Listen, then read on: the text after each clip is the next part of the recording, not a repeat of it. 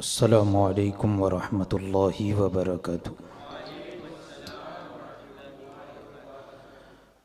نحمده ونصلي ونسلم على رسوله الكريم، اما بعد فاعوذ باللہ من الشیطان الرجیم، بسم اللہ الرحمن الرحیم۔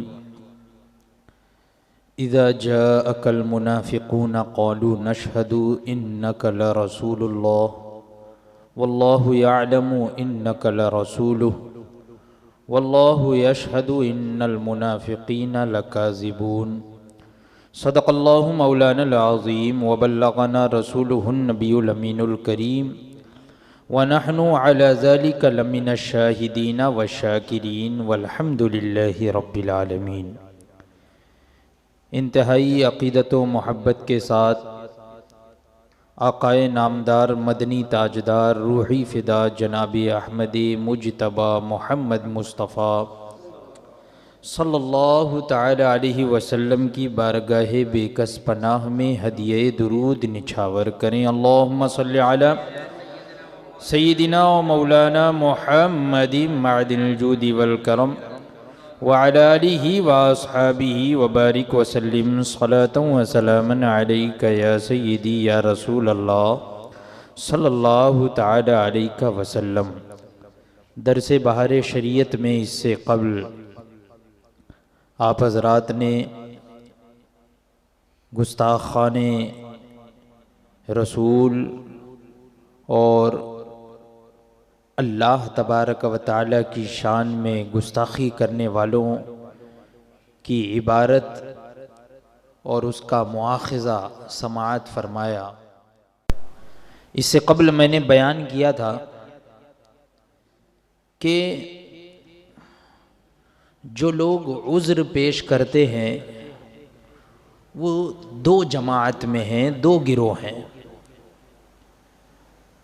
پہلا گروہ وہ ہے جو کہ نادان ہے، بے علم ہے، وہ عذر پیش کرتے ہیں۔ جو بے علم نادان لوگ ہیں تو وہ یہ کہتے ہیں کہ فلاں شخص تو ہمارا استاذ ہے، ہمارا بزرگ ہے یا دوست ہے، ہم اس کو کیسے کچھ کہہ سکتے، ہمارے استاد کو ہم کیسے کچھ برا بھلا کہہ سکتے۔ اور دوسرا عذر یہ کہ وہ بھی تو مولانا ہے، مولوی ہیں، تو پھر ہم ان کو کیسے کافر سمجھے۔ ان دونوں عذر کا جواب اس سے پہلے والے درس میں ہو چکا۔ اب جو دوسرا فرقہ ہے، دوسری جماعت ہے، جو دشمنان دین ہے، حضور سیدی اعلیٰ حضرت عظیم البرکت امام احمد رضا خان فاضل بریلوی قدس سرہ العزیز ان کے بارے میں فرماتے ہیں کہ معاندین و دشمنان دین، یعنی جو دین کے دشمن ہیں، دین سے عداوت رکھنے والے ہیں، کہ خود انکار ضروریات دین رکھتے ہیں، یعنی ضروریات دین کا انکار رکھتے ہیں۔ ضروریات دین کا معنی یہ ہوا جو دین کے لیے ضروری باتیں ہیں، ضروریات دین، جیسے کہ حضور اقدس صلی اللہ تعالی علیہ وسلم کے لیے بعض علوم غیبیہ کا ماننا، اور اسی طرح حضور اقدس صلی اللہ تعالی علیہ وسلم کی شان میں گستاخی وغیرہ نہ کرنا، حضور اکرم صلی اللہ تعالی علیہ وسلم کو خاتم النبیین ماننا، یہ سب ضروریات دین سے، ضروریات دین سے۔ تو خود وہ ان ضروریات دین کا تو انکار رکھتے ہیں، یعنی اپنی عبارتوں سے وہ ان کا انکار کرتے ہیں، حضور کی شان میں گستاخی کرتے ہیں، حضور کے بعض علوم غیبیہ کا انکار کرتے ہیں، حضور کو خاتم النبیین نہیں مانتے ہیں، اپنی عبارتوں سے یہ ظاہر ہو چکا۔ اس سے پہلے درس میں تفصیل کے ساتھ میں نے بیان کیا۔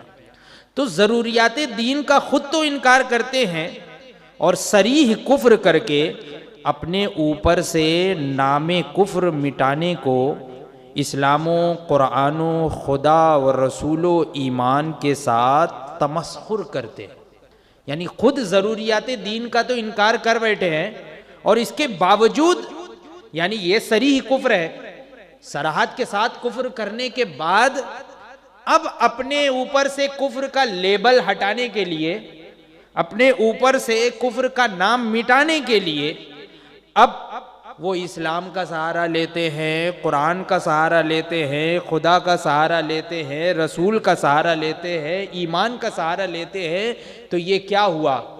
یہ تمسخر کرنا ہی تو ہوا۔ معاذ اللہ، ان کے ساتھ یہ مذاق اڑانا ہوا، رسول کے ساتھ مذاق اڑانا ہوا، خدا کے ساتھ مذاق اڑانا ہوا، مذاق کرنا ہوا، ٹھٹا کرنا ہوا، استہزاء ہوا، دین کا مذاق اڑانا ہوا کہ ضروریات دین کا انکار کر رہے ہیں، کفر کر رہے ہیں، اور پھر انہی کا سہارا لے رہے ہیں۔ تو یہ تمسخر ہوا۔ تمسخر کا معنی مذاق اڑانا۔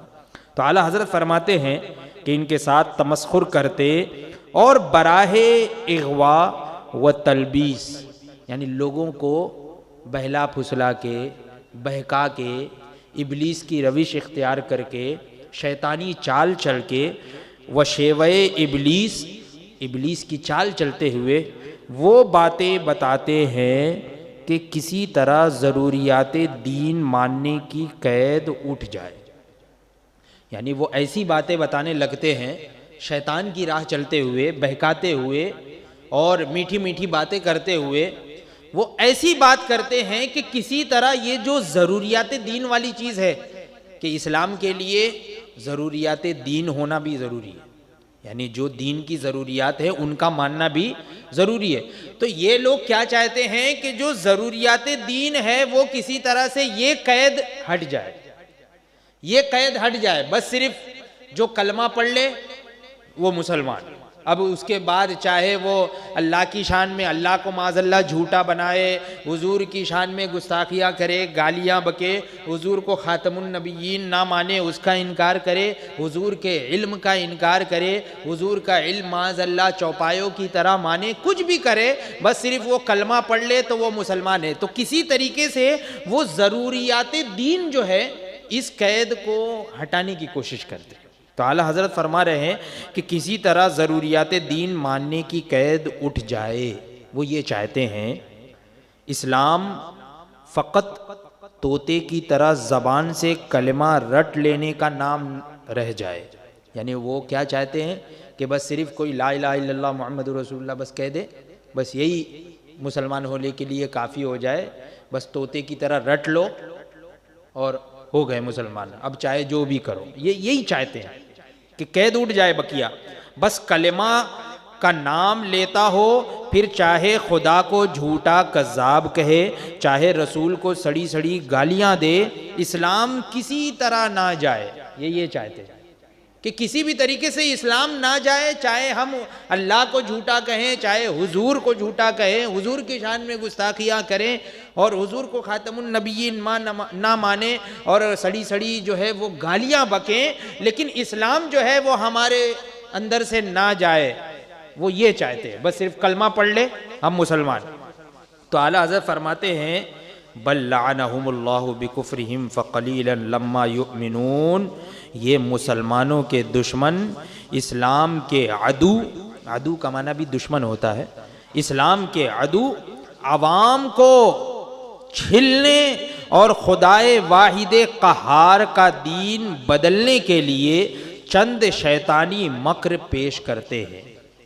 عوام کو چھلنے یعنی چھل بولتے ہیں کسی طریقے سے دھوکہ دینا، تو عوام کو دھوکہ دینے کے لیے اور خدائے واحد قہار کا دین بدلنے کے لیے وہ چند شیطانی مکر پیش کرتے ہیں، بہانہ، مکر و فریب۔ کون سا مکر ہے؟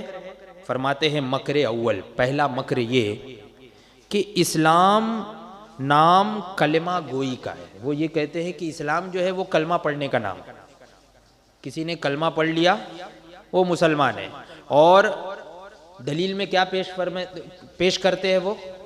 تو اعلیٰ حضرت فرماتے ہیں کہ حدیث میں فرمایا من قال لا الہ الا اللہ دخل الجنہ، جس نے لا الہ الا اللہ کہہ لیا جنت میں جائے گا۔ حدیث میں یہ پیش کرتے کہ کہ حضور نے تو فرمایا کہ جس نے بھی لا الہ الا اللہ کہا تو وہ جنت میں داخل ہو جائے گا، تو اب آپ جو ہے یہ قیدیں کیوں لگا رہے ہیں؟ یہ قید لگانے کی ضرورت نہیں ہے، اب وہ لا الہ الا اللہ پڑھ لے، اس کے بعد جو بھی کہے۔ تو یہ بہکانے کی، عوام کو بہکانے کی کس طرح کوشش کرتے ہیں؟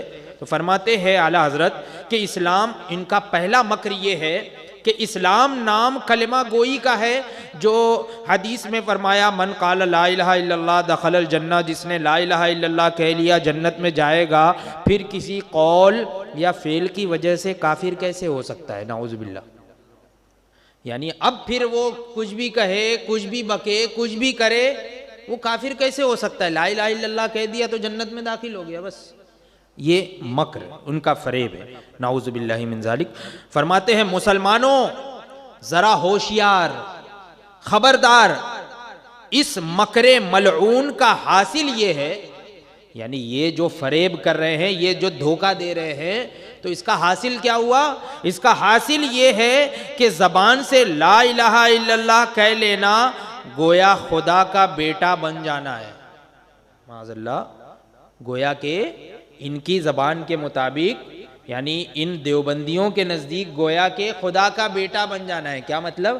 یعنی جس طریقے سے باپ بیٹا، تو اب بیٹا منسوب ہے باپ کی طرف، تو اب وہ فلاں کا بیٹا کہلائے گا۔ اب چاہے وہ اس کو گالیاں دے، اپنے باپ کو گالیاں دے، چاہے کچھ بھی کہے، لیکن وہ بیٹا تو بیٹا ہی رہے گا نا، بیٹا ہی کہلائے گا نا۔ تو یہ گویا کہ اسی طریقے سے یہ ثابت کرنا چاہتے ہیں حدیث کے ذریعے کہ لا الہ الا اللہ کوئی کہہ دے، پھر بھلے ہی وہ اللہ کو گالیاں دے، رسول اللہ کو گالیاں دے، ضروریات دین کا انکار کرے، وہ مسلمان ہو چکا تو وہ مسلمان ہی رہے گا، اب کافر کیسے ہوگا؟ گویا کہ وہ فرماتے ہیں اعلیٰ حضرت کہ گویا خدا کا بیٹا بن جانا ہے۔ جس طرح کسی آدمی کا اپنا بیٹا اگر اسے گالیاں دے، جوتیاں مارے، کچھ کرے، اس کے بیٹے ہونے سے تو نہیں نکل سکتا، وہ اس کا بیٹا ہی رہے گا۔ یوں ہی جس نے لا الہ الا اللہ کہہ لیا، اب وہ چاہے خدا کو جھوٹا کذاب کہے، چاہے رسول کو سڑی سڑی گالیاں دے، اس کا اسلام نہیں بدل سکتا، معاذ اللہ۔ یہی ثابت کرنا چاہتے ہیں نا۔ تو فرماتے ہیں اس مکر کا جواب، یہ جو فریب کرتے ہیں، دھوکہ دیتے ہیں، لوگوں کو بہکاتے ہیں، اس کا جواب کیا ہے؟ اس کا جواب نمبر 1 تو اسی آیت کریمہ، اس سے پہلے وہ آیت کریمہ تلاوت ہوئی کہ الف لام میم احسب الناس ان یترکوا ان یقولوا آمنا وہم لا یفتنون، اس میں گزر گیا کہ کیا لوگ اس گھمنڈ میں ہیں کہ نرے ادعائے اسلام پر چھوڑ دیے جائیں گے، یعنی صرف اسلام اور مسلمان ہونے کا دعویٰ کر لے تو وہ یوں ہی چھوڑ دیے جائیں گے؟ کیا وہ اس گمان میں ہے، اس گھمنڈ میں ہے؟ ان کا امتحان نہیں ہوگا، لا یفتنون، ان کا امتحان نہیں ہوگا۔ اسلام اگر فقط کلمہ گوئی کا نام تھا، یعنی صرف کلمہ پڑھ لینے کا نام اگر اسلام ہوتا تو بے شک حاصل تھی، یعنی یہ چیز تو حاصل ہو جاتی۔ پھر لوگوں کا گھمنڈ غلط تھا، جیسے جسے قرآن عظیم رد فرما رہا ہے۔ یعنی قرآن عظیم کیا فرما رہا ہے کہ اس گھمنڈ میں مت رہو کہ تم اسلام لانے کا دعویٰ کر رہے ہو تو بس تم ہو گئے پورے مومن، نہیں، تمہاری آزمائش بھی ہوگی، تمہارا امتحان بھی ہوگا، بہت ساری قیدیں لگائی جائیں گی۔ تو جب قرآن پاک یہ فرما رہا ہے کہ اس گھمنڈ میں نہ رہو، اس غرور میں نہ رہو، اس گمان میں مت رہو کہ صرف تم دعوی اسلامی کر لو، اسلام مسلمان ہونے کا دعویٰ کر لو، تو یہ تمہارے لیے کافی نہیں ہے۔ اور یہ لوگ کیا کہہ رہے ہیں؟ اس آیت کو جھٹلاتے ہوئے کہہ رہے ہیں کہ نہیں، بس صرف لا الہ الا اللہ کہہ لے گا تو وہ مسلمان ہو جائے گا، اب چاہے جو بھی کرے۔ تو یہ اس آیت تو فرماتے ہیں جسے قرآن عظیم رد فرما رہا ہے، یعنی اس کا رد فرما رہا ہے کہ صرف کلمہ پڑھ لینے سے کام نہیں چلے گا، نیز تمہارا رب عز و جل فرماتا ہے قالت الاعراب آمنا قل لم تؤمنوا ولكن قولوا اسلمنا ولما يدخل الايمان في قلوبكم۔ یہ گوار کہتے ہیں جو دیہاتی ہے، حضور کے زمانے مبارکہ میں جو دیہاتی ہوتے تھے، دیہات سے آتے تھے، گنوار ہوتے تھے، ان پڑھ ہوتے تھے، تو ان کے بارے میں قرآن پاک میں ارشاد ہوا کہ یہ گنوار کہتے ہیں ہم ایمان لائے، وہ یہ کہتے ہیں کہ ہم ایمان لائے. تم فرما دو ایمان تو تم نہ لائے، ہاں یوں کہو ہم مطیع الاسلام ہوئے. یہ کہو کہ ہم اسلام کے فرما بردار ہوئے، اسلام کے پیروکار ہوئے. یہ نہ کہو کہ ہم ایمان لائے. یہ قرآن پاک فرما رہا ہے کہ وہ لوگ کہتے ہیں کہ ہم ایمان لائے، لیکن ان سے کہہ دو کہ نہیں، تم ایمان نہیں لائے، بلکہ یوں کہو کہ ہم مطیع الاسلام ہوئے. ایمان ابھی تمہارے دلوں میں کہاں داخل ہوا؟ ابھی تمہارے دلوں میں ایمان کہاں داخل ہوا؟ ابھی تم نے تو صرف زبان سے کلمہ پڑھا ہے نا. ایمان ابھی تمہارے دل میں داخل نہیں ہوا. اس کو سمجھو، جانو، دل سے قبول کرو گے جب مومن کہلاؤ گے. یہ مطلب ہے.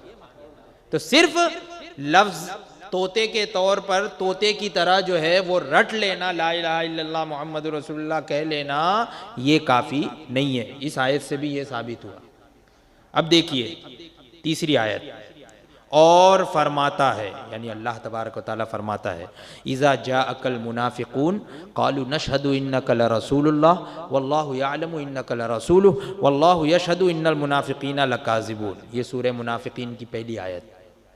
کہ منافقین جب تمہارے حضور حاضر ہوتے ہیں، کہتے ہیں ہم گواہی دیتے ہیں کہ بے شک حضور یقیناً خدا کے رسول ہے.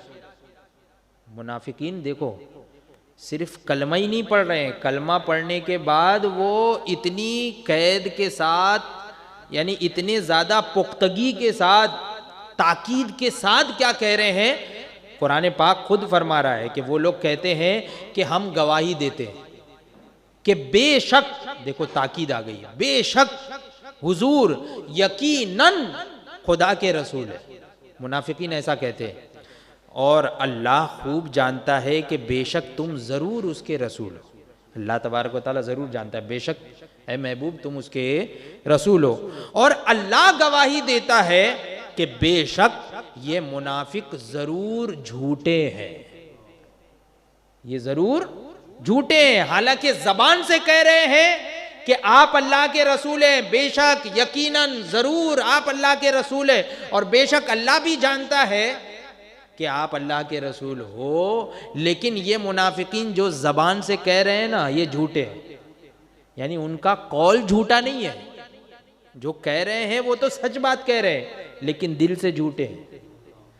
تو اللہ تبارک و تعالیٰ فرما رہا ہے کہ اللہ گواہی دیتا ہے کہ یہ منافقین ضرور جھوٹے ہیں.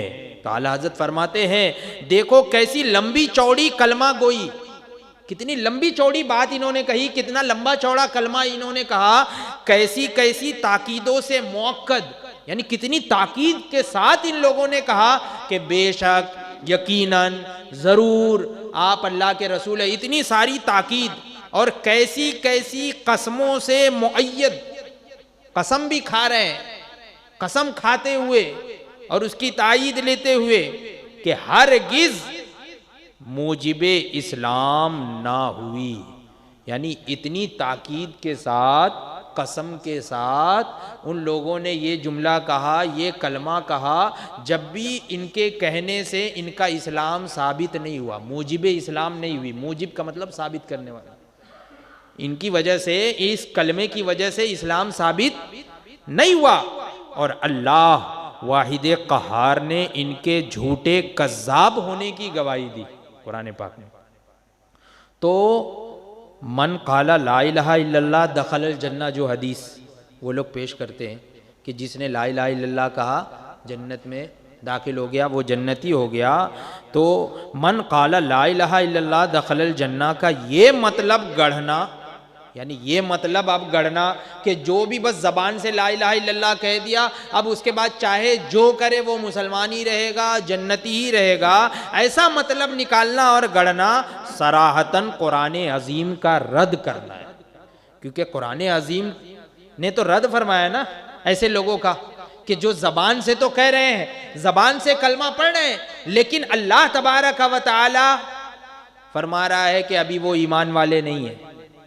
صرف زبان سے کہہ لینے سے ایمان مکمل نہیں ہوگا.